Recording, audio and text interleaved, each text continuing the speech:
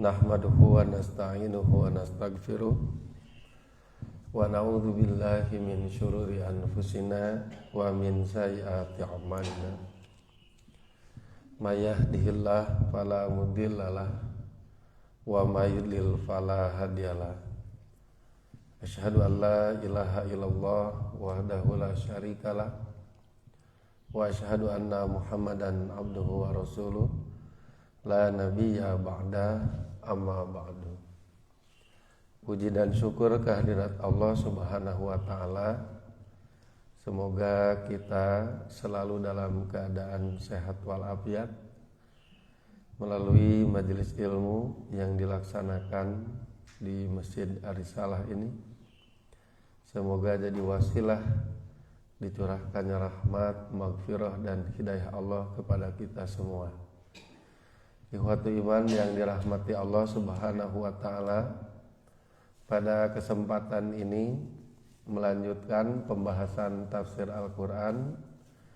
Kita sampai pada ayat 26. Di dalam tafsir Ibnu Katsir yang menjadi pegangan utama dari kitab tafsir yang saya kaji, di samping kitab-kitab tafsir lainnya, ayat 26 ini pembahasannya disatukan dengan ayat 27. Artinya keterkaitan makna antara 26-27 ini sangat erat sekali, saling menjelaskan. Apabila ada mushafnya silakan bisa sambil disimak.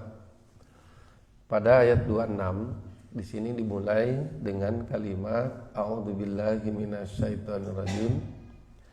Innallaha la yastahi ayyadriba masalam ma ba'udatan fama fawqaha.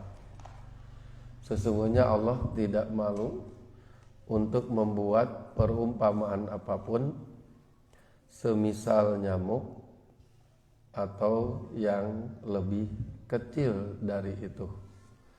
Ikhwatu iman sekalian, di dalam pembahasan Ibnu Katsir, istilah innallaha la yastahi ini maksudnya adalah tidak menghalangi bagi Allah untuk membuat perumpamaan ini, selama perumpamaan yang dibuat ini akan memberikan ilmu pelajaran bagi kita. Umumnya di dalam Al-Quran banyak perumpamaan, tujuannya adalah untuk lebih memudahkan kita dalam memahami sesuatu. Upamanya misalkan di ayat lain perumpamaan tentang seorang mukmin sejati, itu diumpamakan dengan pohon, ka syajaratin thayyibatin. Mukmin sejati itu seperti pohon yang bagus. Pohon yang bagus itu yang seperti apa? Asluha sabitun, akarnya menancap. Wa far'uha fis sama, batangnya menjulang. Tu'ti ukulaha kullahin, memberikan buah setiap masa.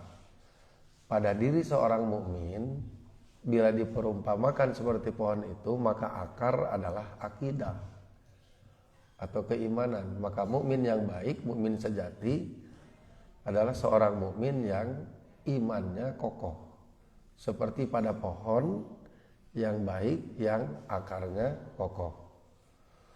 Ketika diperumpamakan pada pohon, setelah akar akan menumbuhkan batang, maka pada diri seorang mukmin setelah iman yang kokoh akan menumbuhkan ibadah. Seperti halnya kita ibadah seperti ini, kajian keilmuan, tentu dilandasi keimanan, keyakinan kepada Allah bahwa Allah akan memberikan balasan terbaik. Maka kita pun mengaji, atau kita sholat, atau kita ibadah yang lain, dilandasi oleh keimanan kepada Allah. Jadi iman melandasi ibadah. Nah, ketika di dalam pohon batangnya menjulang, rantingnya pasti kemana-mana, nanti buah akan nempel pada ranting itu. Nah, ketika batangnya menjulang, rantingnya kemana-mana, hasilnya adalah buah. Maka pada diri seorang mukmin, setelah ibadah ini dilaksanakan sebagai perwujudan dari imannya, buahnya adalah akhlak. Kenapa? Karena akhlak itu hasil daripada pembiasaan ibadah. Makanya misal ambil contoh di saum, kutiba alaikumusiyam. Dengan ibadah saum, akhir dari tujuannya la'allakum tattaqun. Ketakwaan itu bicara tentang keyakinan yang kuat, sikap yang bagus, dan ibadah yang bagus. Jadi memang lebih sempurna daripada akhlak kalau takwa. Di ayat yang lain juga sama. Ya ayuhan nasu budu, hai manusia ibadahlah. Kesananya la'allakum tattaqun. Jadi ketakwaan atau akhlak itu hasil dari ibadah. Maka rumus sederhananya, pohon dengan akar yang menancap akan menumbuhkan batang, batang yang menjulang tumbuh ranting akan memunculkan buah. Pada diri seorang mukmin, akidah yang menancap dalam hati akan memunculkan, menumbuhkan semangat ibadah. Ibadah yang dilaksanakan akan melatih dan menghasilkan akhlak dan ketakwaan. Nah, ini adalah contoh perumpamaan. Nah, artinya bahwa ketika Allah membuat perumpamaan, ini semata-mata agar kita mudah memahami sesuatu. Karena dalam pelajaran sekolah pun kan sama. Ketika diberikan materi, diberikan rumus, pasti diberikan contoh. Biar apa dengan contoh itu? Biar lebih mudah dalam memahami materi. Pun dalam penjelasan-penjelasan yang lain, pasti akan ada contoh untuk memudahkan kita dalam memahami materi tersebut. Nah, Allah tidak terhalangi untuk membuat perumpamaan apapun selama hal itu akan memudahkan kita memahami sesuatu. Walaupun perumpamaan yang Allah buat dalam konteks ayat ini adalah seekor nyamuk. Biasanya kan kalau perumpamaan itu hal-hal yang mungkin gagah gitu, seperti memperumpamakan dengan singa, dengan apa gitu ta. Ini membuat perumpamaan dengan nyamuk. Memang ini jadi ujian. Tetapi tadi bagi orang beriman, apapun perumpamaan, sekalipun itu nyamuk, bagi manusia, kenapa mesti kemudian meremehkan? Karena kenyataannya tidak bisa membuat walaupun sekedar nyamuk. Sedangkan Allah yang menciptakannya, walaupun itu nyamuk, tidak dianggap remeh. Karena itu adalah ciptaannya. Dan toh manusia juga yang meremehkan perumpamaan ini juga tidak bisa walau sekedar menciptakan nyamuk. Palingnya obat. Nah, lamun teh nyamuk mau layak obat. Nah, jadi bersyukur aya nyamuk teh nya. Sehingga ada obat. Artinya bahwa apa yang Allah ciptakan ini menginspirasi, bahkan memberikan jalan rizki, jalan apapun bagi manusia. Padahal mah nyamuk gitu.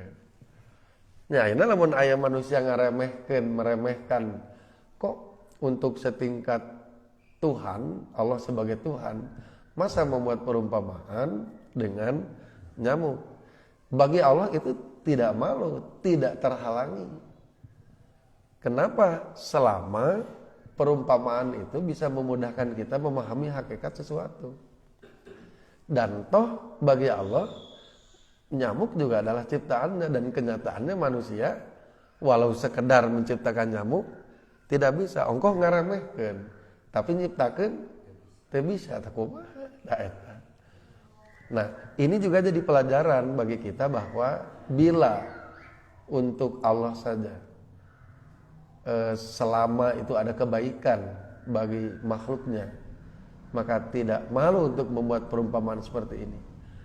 Maka apalagi semestinya kita jangan pernah malu dalam kebaikan, dalam agama, dalam keilmuan. Makanya ada seorang perempuan datang kepada Nabi lalu ingin menanyakan perkara yang sifatnya privasi, tabu lah untuk ditanyakan bagi seorang perempuan. Tapi dia butuh ilmunya.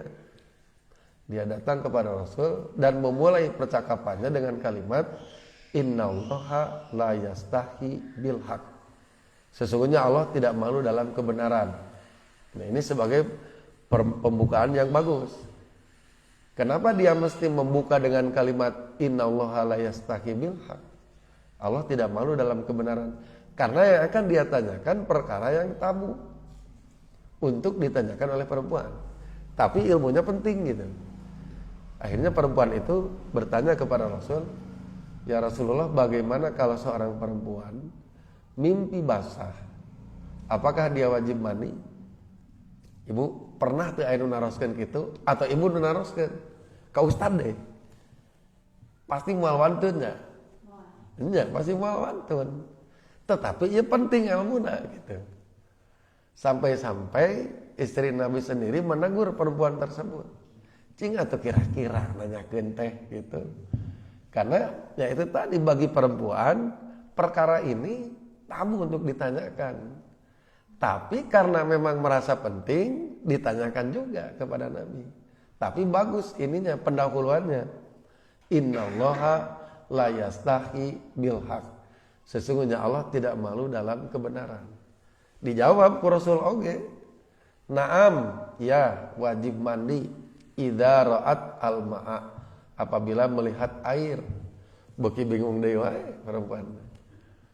Apakah memang perempuan itu berair? Gitu naroskeun teh. Lalu kata Nabi, lalu bagaimana cara tercipta anak itu? Kalau perempuan itu tidak berair, sedangkan manusia tercipta dari eta air saha? Bapana jeung indungna. Eta teh air bapana jeung indungna.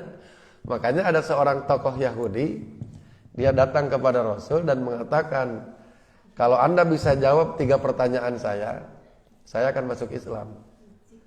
Abdullah bin Salam kalau tidak salah namanya. Dan pertanyaan ini yang bisa jawab hanya seorang Nabi. Nah, di antara pertanyaannya adalah bagaimana manusia tercipta. Bagaimana manusia tercipta? Jawaban Nabi adalah memang karena wahyu yang disampaikan Jibril kepada Nabi. Manusia tercipta dari air ibunya dan air bapaknya. Kalau dominan air ibunya maka yang akan lahir perempuan. Kalau dominan air bapaknya maka yang lahir adalah laki-laki. Jadi jenis kelamin mah tidak ditentukan antara poek jeung caangna, antara posisi jeung tenan teh. Eta mah mana yang lebih dominan ngan sok diistilahkeun meureun ku ilmu biologi mah atau ilmu naon lah X Y. Ya gitu kan, sok di dulu belajar teh. Apabila dominan X maka jadinya begini, dominan Y jadinya begini gitu ta. Kan kepanggih ku ilmu pengetahuan karek ayeuna eta oge. Disampaikan seperti itu. Jadi ini pas dengan apa yang di Quran, manusia itu tercipta dari air gitu ta. Ya cuman ke di balik itu ternyata ada ilmu. Ilmu nate naon gitu. Lamun rek rada jero sakadi. Yen geuningan perempuan oge sami siga laki-laki. Eta cek kaum perempuan teh ulah licik sorangan. Ulah licik sorangan ka mana arahna nya? Nyata bab cai. Kewe ngobrol di bumi. Nganu jelas mah gitu tah. Sanes pamoget kungkul gitu. Nya ieu cai. Sanes pamoget kungkul. Jadi perempuan pun punya hak yang sama. Makanya ku Quran diamanatan hunna libasun lakum. Istri itu penentram suami. Libas di situ sakinah. Sakanun lakum. Wa antum libasul lahunna. suami ge penentram ke istrina. Dina bab mana eta mun ditaring kana bab cai eta gitu. Wah, eta mah ngobrolna kada khusus bisa bujang di dia. Kan bujang tuh.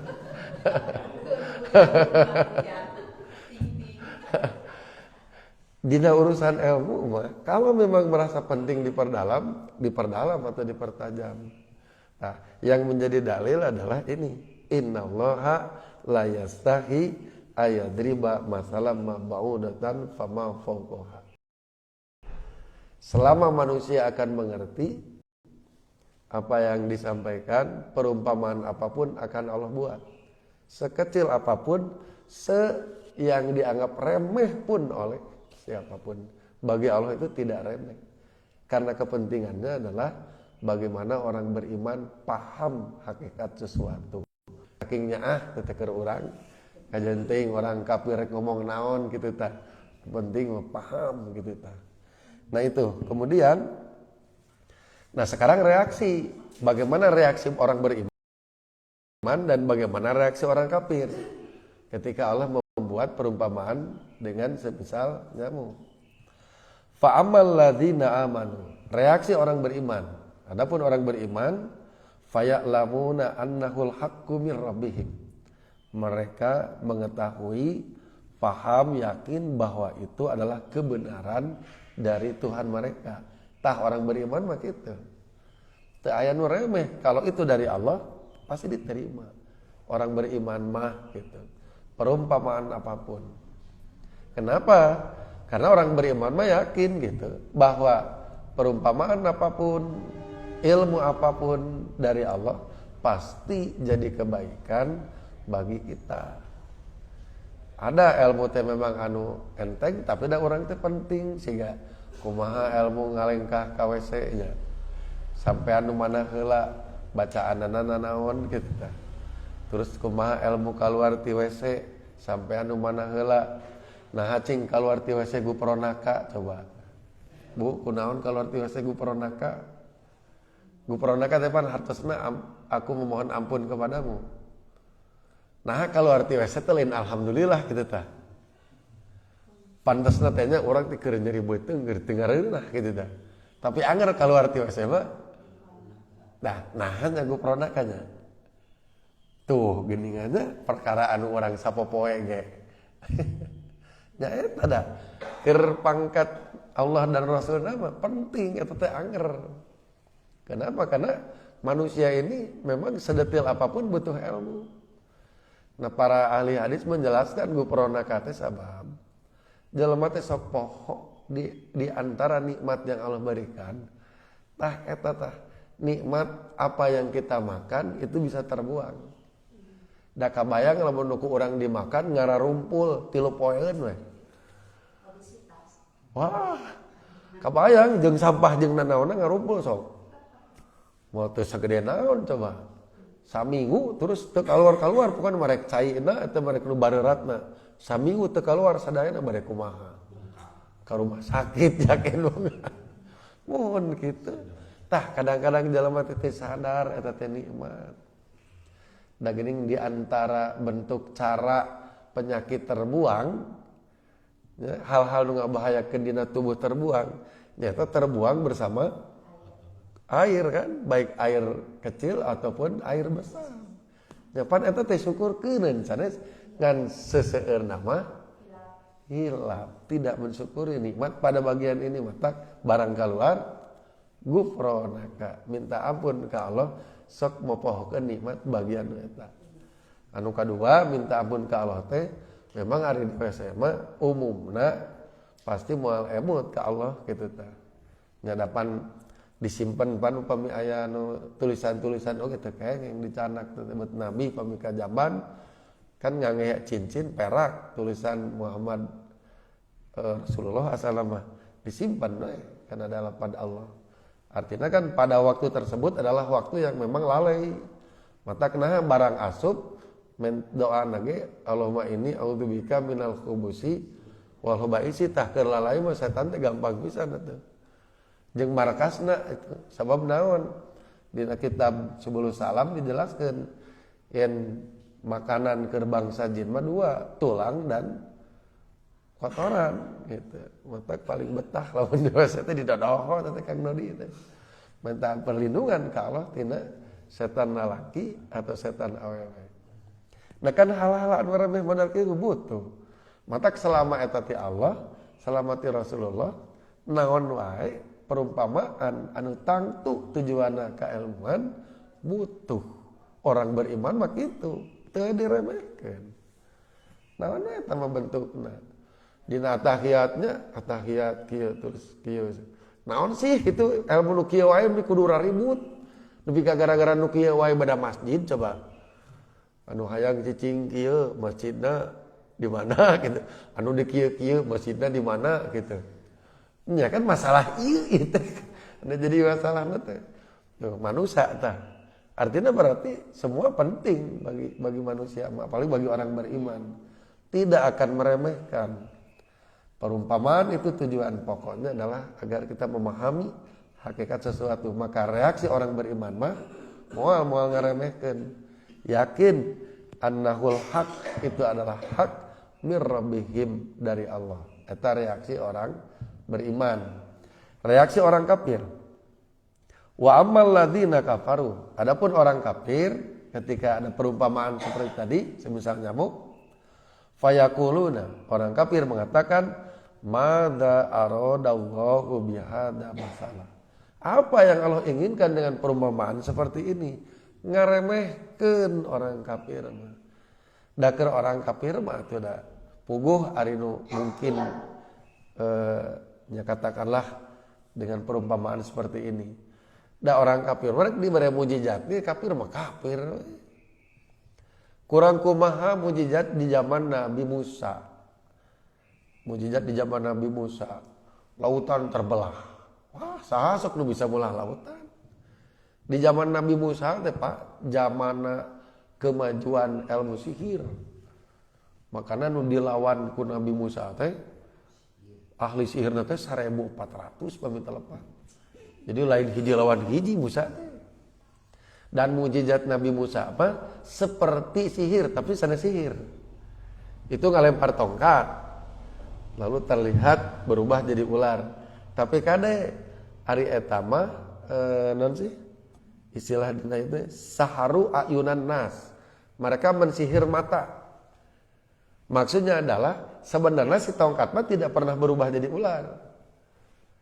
Si tali tidak pernah berubah jadi ular. Ngan mata nu datang ku ahli sihir disihir. Saharu ayunan nas. Mereka mensihir mata. Tidak pernah berubah si tongkat jeung talina mah. Nah, barang Nabi Musa itu kena sihir sebetulnya.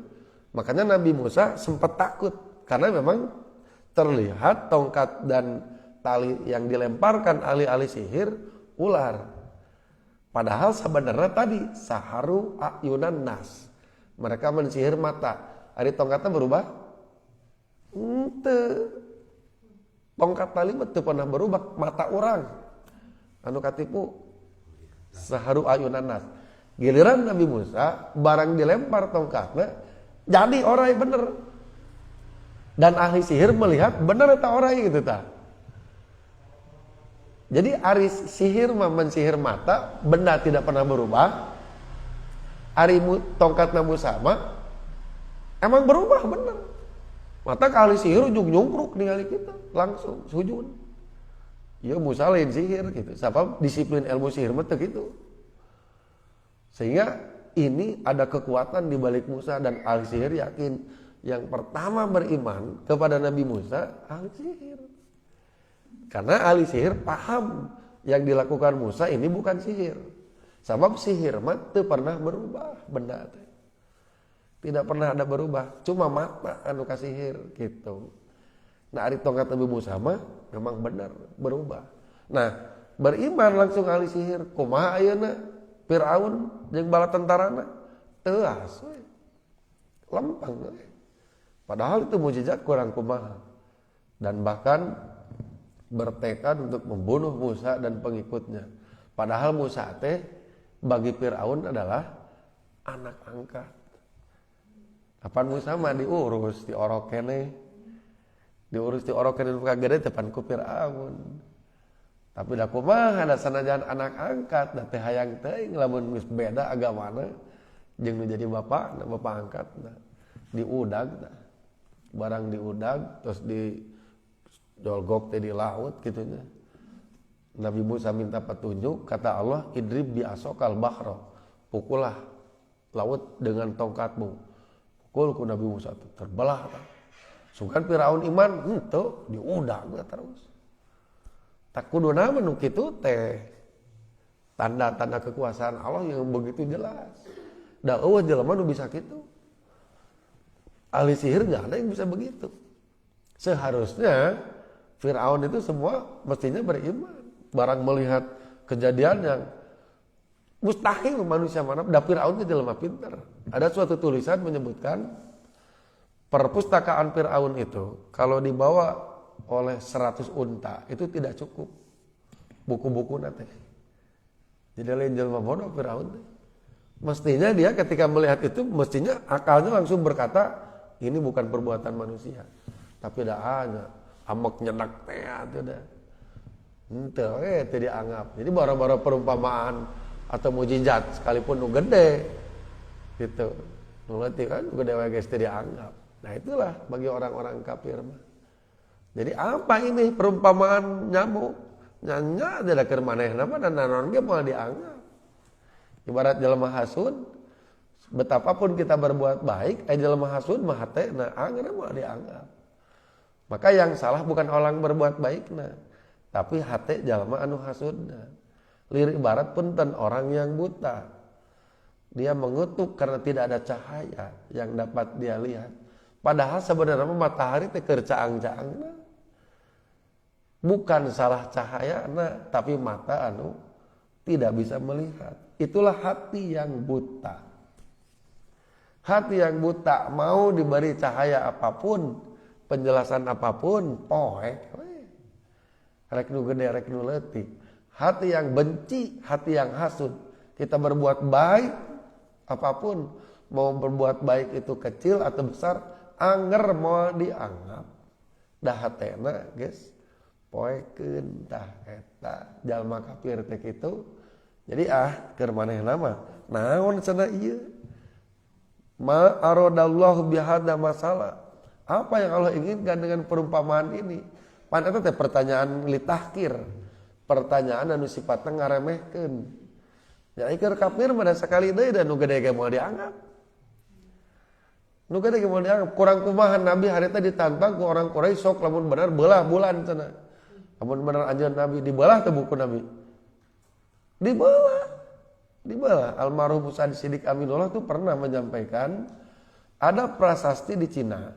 Tertulis di prasasti itu pernah melihat bulan terbelah yang tanggal prasasti tepat ketika tanggal Nabi ditantang ku Quraisy gitu.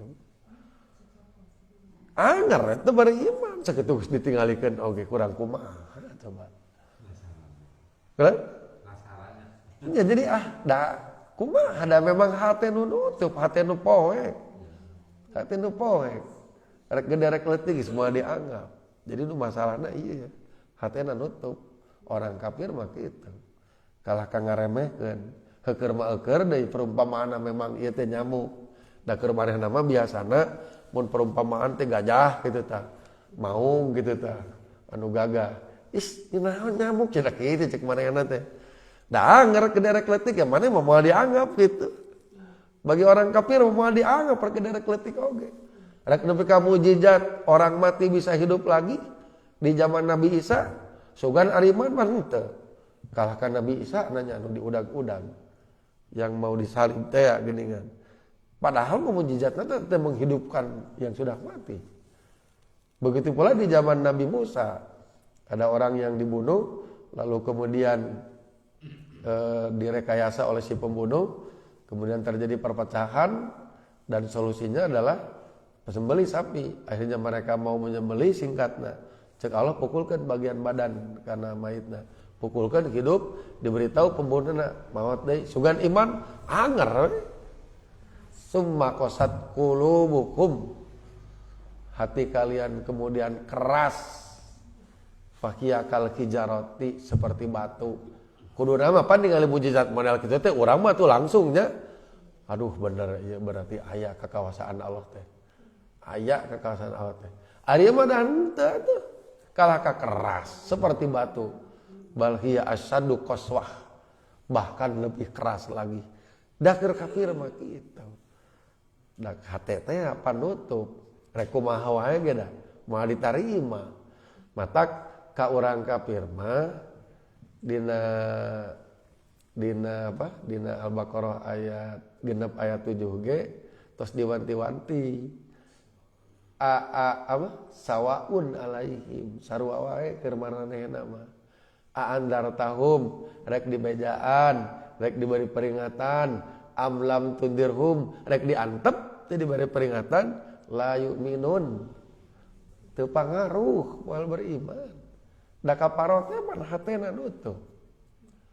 Di ayat anu lain sami afatat mauna ayu'minu lakum, apa kalian ingin, sangat ingin mereka mengikuti keimanan kalian?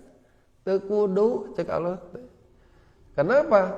Karena mereka itu orang-orang yang yasmauna kalam Allah, sudah mendengar kalam Allah, sudah tahu tentang kalam Allah, tentang Alkitab. Summa yuharrifunahu, tapi kalahkah dirobah? Mimba dima akolu, setelah mereka paham. Jadi kumaha deui rek kebajaanana itu jelema bodoh gitu. Karena memang hatena nutup rek dikitu kieu ge la yu'minun moal beriman. Makana barang diberi perumpamaan seperti yang di ayat ini, semisal nyamuk atau yang lebih kecil, reaksi orang kafir mah ngaremehkeun. Derek letiknya keur manehna moal dianggap gitu. Yudillu bihi katsiran, dengannya Allah menyesatkan banyak orang, wa yahdi bihi katsiran, dan dengannya Allah memberi petunjuk kepada banyak orang. Sabenerna mah gitu. Bukan Allah yang tega menyesatkan, tetapi karena reaksi mereka, karena perbuatan mereka sendiri hingga dibalas sesuai perbuatan itu. Pan maranehna mah ngaremehkeun karena perumpamaan iya kan? Mada aradallahu bihadza masalah, cek orang kafir. Apa yang Allah inginkan dengan perumpamaan ini?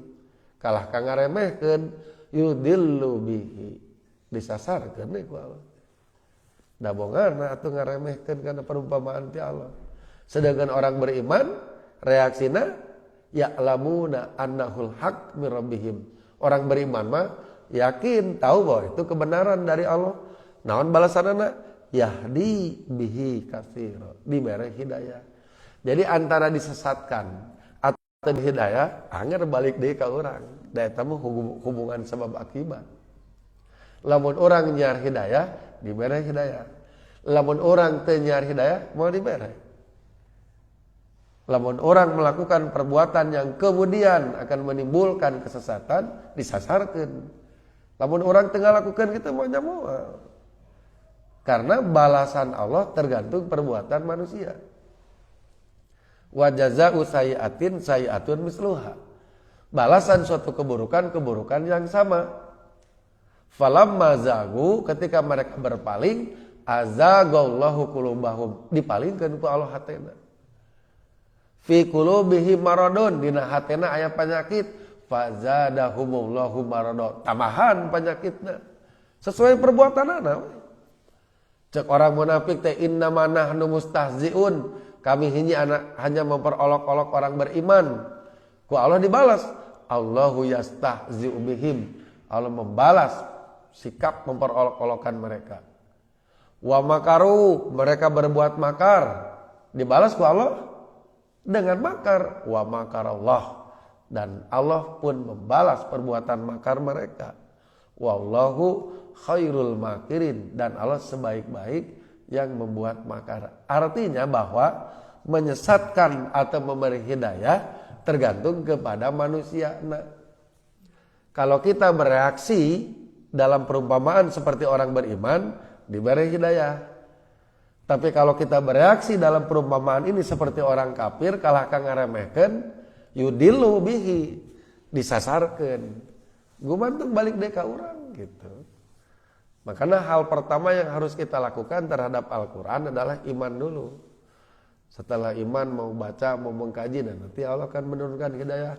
Paham ya ayeuna mah arahna ka mana. Tapi lamun cana naon geus teu iman, geus nolak hese di bawah ngobrol lagi, percuma. Ari rek nepikeun mah peken nepikeun. Ngan teu kudu hoyong-hoyong teuing manehna nuturkeun urang. Tos cekap ngalaksanakeun kewajiban dakwah. Innama alaikal balagu, cek Allah ka Nabi Muhammad. Tugas kamu hanyalah menyampaikan. Selain bagian Nabi eta mah mere hidayah mah sabab naon? Kumaha reaksi maranehna naon eta mah. Nah, waktu iman jadi ini balasan dari bagaimana reaksi terhadap perumpamaan tadi. Yudillu bihi katsira wa yahdi bihi katsira. Wa ma yudillu bihi illal fasikin, dan tidaklah Allah menyesatkan kecuali kepada orang-orang fasik. Fasik di sini masih konteksnya masih satu ayat. Masih berkaitan dengan redaksi yang tadi, fa ammal ladina kafaru. Jadi fasik di dia itu adalah orang kafir. Karena fasik itu kalau arti bahasa, fasik artinya al-khariju anit ta'ah, yang keluar dari ketaatan. Kata disebut fasik. Ka urang sok disebut istilah fasekon. Bentukna teh kitu tah.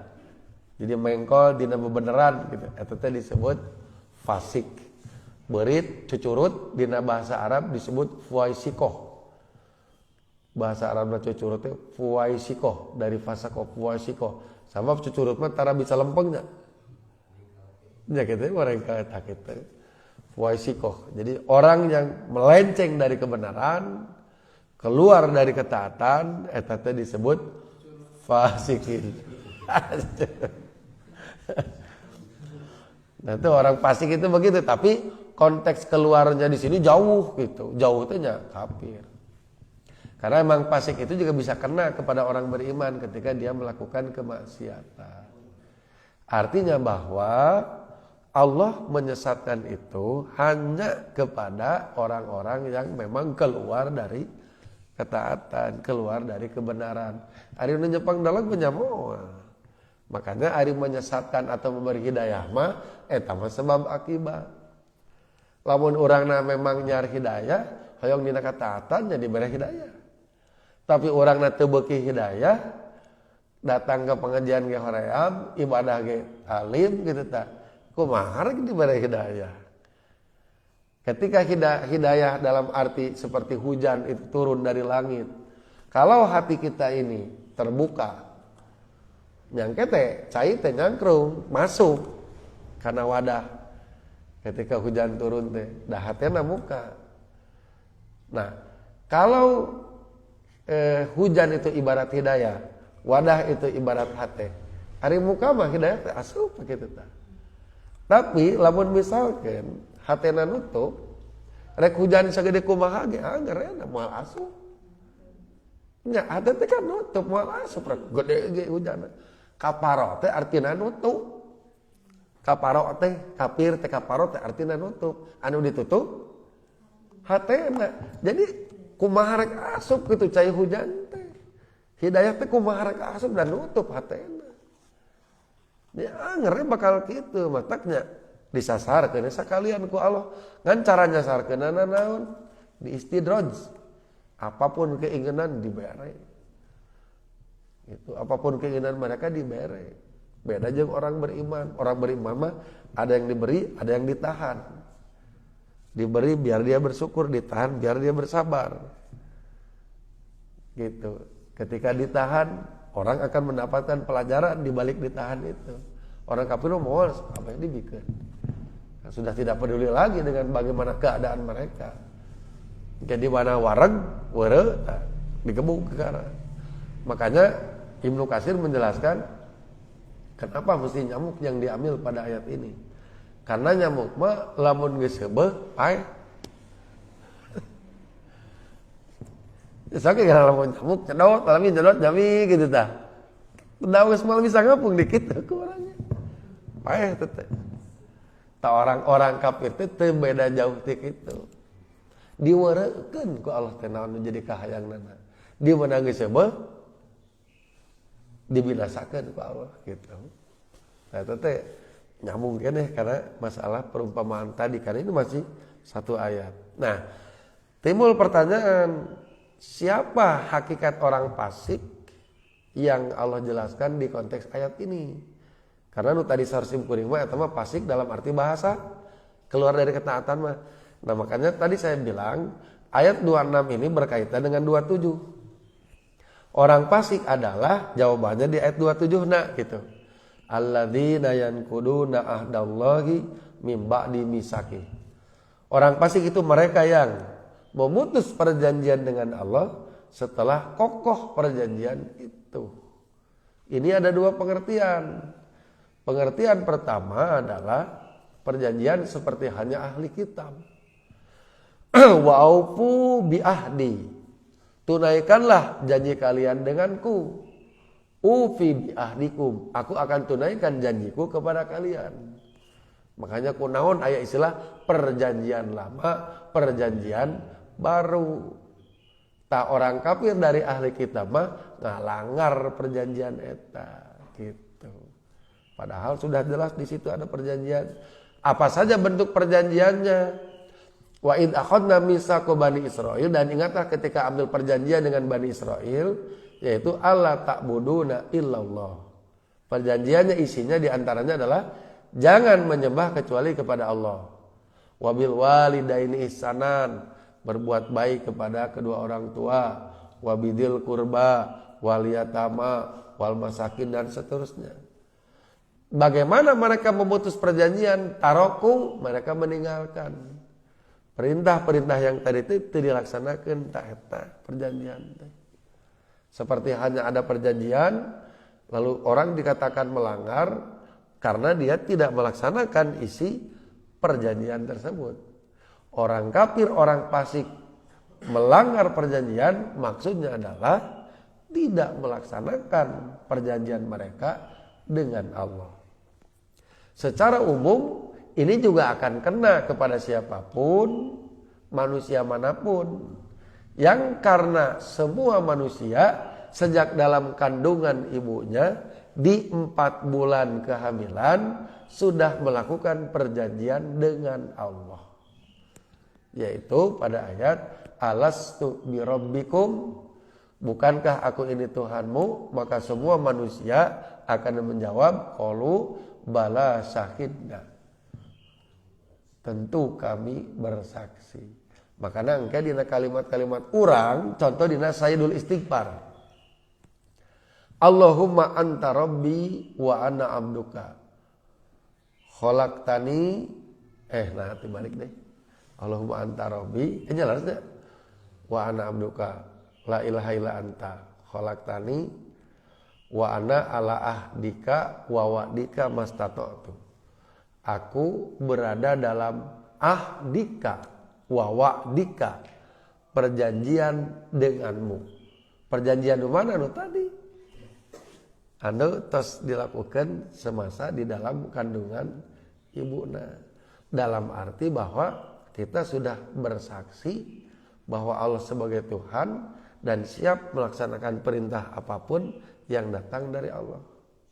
Dan ketika nanti datang Nabi, maka siap untuk melaksanakan apapun contoh yang diperbuat oleh Rasulullah. Itulah ahdun, janji antara kita dengan Allah.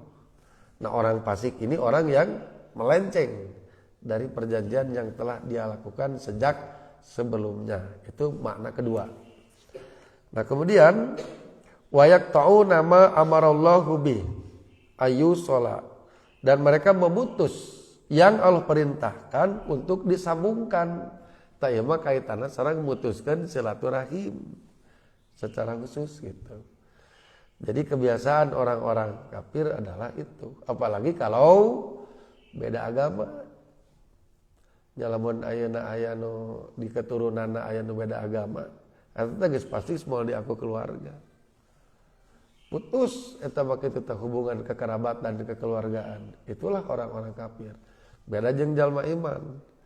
Dina prinsip keimanan, walaupun berbeda agama, silaturahim kade tetap nyambung. Matak silaturahim bukan karena hubungan agama, silaturahim, tapi hubungan nasab. Walaupun berbeda agama, silaturahim kade tetap nyambung. Tapi ari orang kafir mah moal lamun geus beda agama, geus pasti geus moal diaku gitu. Dan itu bukan satu dua kejadian seperti itu. Itulah sikap orang-orang kafir. Mereka memutus perjanjian dengan Allah, memutus hubungan yang seharusnya disambungkan. Kemudian wayufsiduna fil ard, dan berbuat fasad di bumi. Nah, fasad yang dimaksud fasadun pidin. Fasadun pidin itu rupa-rupa kemusyrikan, kekufuran, kefasikan, kemunafikan, perbedaan eta teh fasadun pidin, ngarusak dina agama gitu. Dan tidak ada fasad yang lebih buruk daripada fasad dalam urusan agama. Sebab orang yang melakukan begitu biasa nama ngerasa benar. Seperti misalkan dikatakan kepada orang munafik, latuf sidu fil ardi, kamu jangan berbuat fasad di bumi. Jawaban orang munafik, innama nahnu muslihun, sesungguhnya kamilah yang berbuat kemaslahatan. Asa bener. Padahal perbuatan nate fasad, perbuatan nate ngarusak. Jadi orang-orang yang memang melakukan fasad bidin, kekufuran, kemusyrikan dan lain-lain, dia tidak sadar itu bahwa dirinya tengah berbuat kerusakan, tengah berbuat salah. Ibu uninga tragedi etnis Rohingya di Myanmar. Mohon, orang dari jumlah 2 juta manusia mung sesa 800.000, 1.200.000 dibantai. 1.200.000 dibantai. Bari sanes Myanmar, mohon Myanmar anu etnis Rohingya, Cina mah Uighur, tak anu pembantaian pisan mah eta tah di Myanmar tah mah. Mohon. Padahal punten-punten nya eta anu ngabandayeuna teh pan siga nu nya kumaha teh dina ieu teh lah.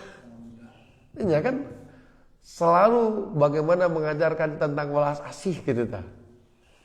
Selalu bagaimana memperlihatkan sesuatu yang sifatnya kasih sayang, bahkan untuk membunuh binatang saja tidak. Bahkan rela menjadi seorang vegetarian kan? Karena saking ajaran kasih sayang tidak mau melukai atau membunuh binatang. Tapi nah ini kejadian kayak etnis Rohingya. Tak eta pasadun pidin teh. Boleh? Mohon, apa antara makan daging sana? Enggak, karena kan keyakinannya itu menyakiti binatang. Gitu kan? Sehingga memilih vegetarian, tidak ke daging-dagingan. Nah, itu arahnya namanya umat Islam. Sampai tinggal sesa 800.000, tidak 1.200.000, tidak 2 juta. 1.200.000 dibantai. Mohon gitu. Tetanggung-tanggung ngebantai naga. Menyebar video naga bu. Puntennya mereka perempuan merata luhurnya dibelah tengahna gitu kan. Dipacul mah diudag-udag lagi dipacul cara mainnya geus teu ieu.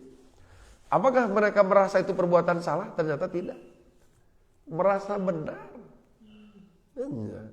Tetap yang lakukan siga kitu. Ta eta pasan pidin teh. Da geus rusak atuh. Ieu pikiranna geus rusak, hatena geus rusak. Sehingga mestinya perbuatan itu semua orang sepakat itu buruk itu.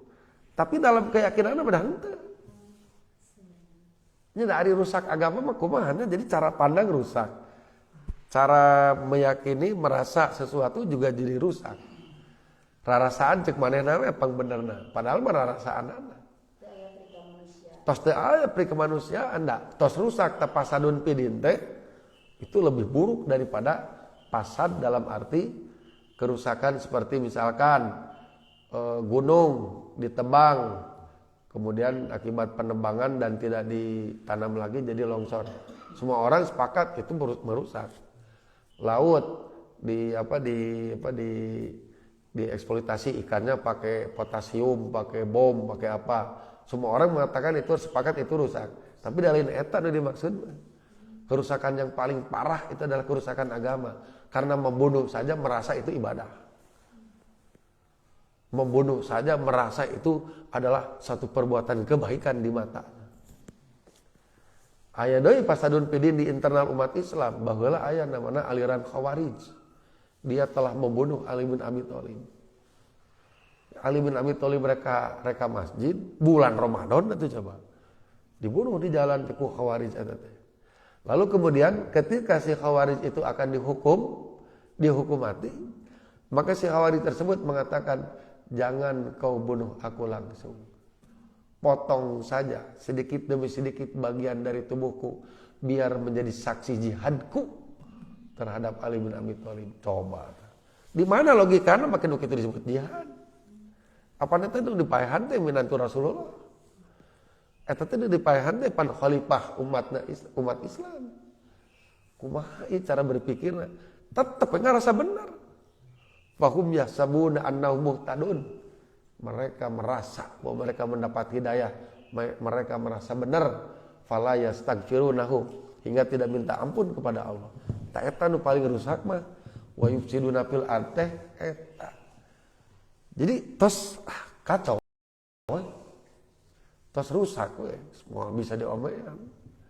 Nah, makanya itu paling bahaya orang kafir itu 3 cirinya: memutus perjanjian dengan Allah ataupun mungkin dengan manusia, memutus tali silaturahim, kemudian berbuat fasad di bumi, yaitu fasad dalam arti fasad agama. Kemudian yang mana gitu? Ulaika humul khosirun. Mereka itulah orang-orang yang khosirun. Rugi di sini kata Ibnu Abbas adalah rugi dalam pengertian orang yang tidak akan pernah mendapatkan rahmat dari Allah. Si gajal manu dagang disebut rugi itu berarti teu kengeng untung kan? Tidak dapat untung berarti dia rugi atau bahkan modalnya berkurang. Nah, ruginya bagi orang ini adalah tidak mendapatkan rahmat Allah. Kalau tidak mendapatkan rahmat Allah, maka tidak bisa masuk surga. Itu disebut khosirun. Karena untuk bisa masuk surga harus mendapatkan rahmat dari Allah. Makanya ada hadis, la yudkhilu ahadakum amalukum aljannah. Sebetulnya bukan semata-mata karena amalmu yang memasukkanmu ke surga. Walakin birahmatin minallah, tapi karena rahmat dari Allah. Eta matak nu disiar ku urang model pengajian seperti kieu eta teh rahmat sareng magfirah ti Allah. Da eta anu ngajadikeun cukang lantaran urang bisa lebet ka surga mah. Lamun teu meunang rahmat ti Allah atos semua. Mata kunaon nu didoakeun ku urang ka sepuh anu tos teu aya atanapi masih keneh aya rahmat jeung magfirah. Robbi firli wali daya mangmentakeun pangampura. Anu kadua warhamhuma, berilah keduanya rahmat gitu. Karena magfirah dan rahmat inilah yang bisa mengantarkan kedua orang tuanya masuk ke dalam surga. Dan itulah yang dibutuhkan. Sementara orang-orang kafir mah khosirun, rugi karena mereka tidak akan mendapatkan rahmat Allah. Seperti pedagang yang rugi tidak mendapatkan untung. Tah eta nu dimaksud khosirun. Alhamdulillah. Sakitu we heula. Baik, untuk selanjutnya barangkali sebelum ditutup silahkan ada